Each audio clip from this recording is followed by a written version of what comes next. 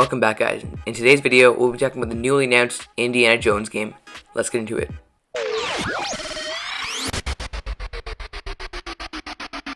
Okay, so Bethesda announced this morning on Twitter, and we're going to go over the trailer really quickly before I talk about how important this game is for the future of Disney licensed games. Okay, so here it is. It's panning across Indiana Jones' desk here, and the Easter eggs start right away. So to the left of the brown book, you have a passport stamped by Bethesda, and then a plane ticket to Rome. So I think those two things are very important. One is by Bethesda, but also Rome. That'd be a pretty cool location for the game. Indiana Jones has never been there looking for treasure, and it has a lot of history. So there's more stuff that you could expect to see on Indiana Jones' desk. Then you see on the camera it's stamped by Lucasfilms Games, which is the new game division for anything licensed by Lucasfilm. His hat is raised, his classic whip, and that's the end. But in the small print you can see Bethesda and Machine Games. So they are owned by Bethesda. They're a great game studio. So this game is in good hands, and I'm really excited for it.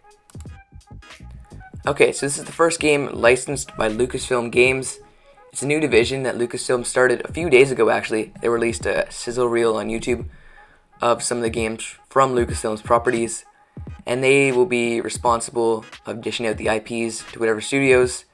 So instead of EA renewing it for Star Wars every year, they're actually just going to send them out on a game-by-game basis, which will be good because we're not stuck with EA anymore. Even though they did make some good games like Squadrons and Jedi Fallen Order, I expect them to stay on Star Wars a bit. Maybe it could go to Obsidian or something for like an Outer Worlds style game as a bounty hunter.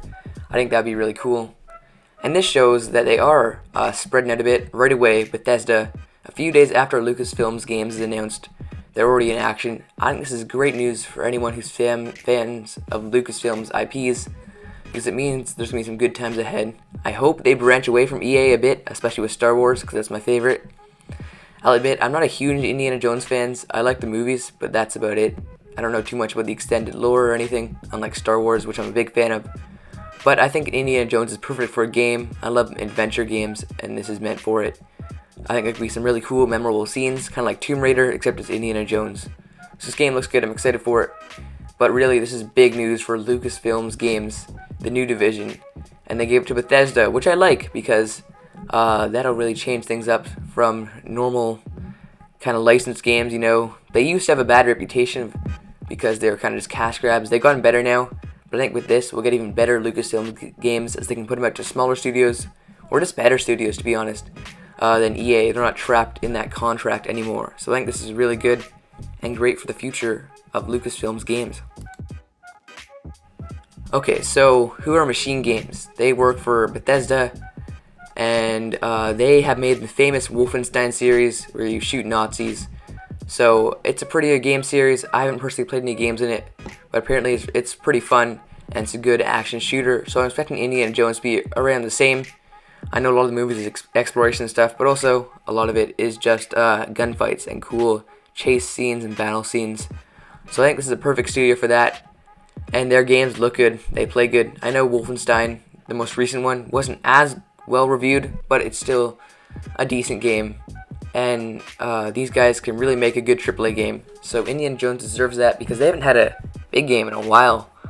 I mean, Lego Indiana Jones, like Star Wars, get treated really well with video games. Indiana Jones needs some love when it comes to video games.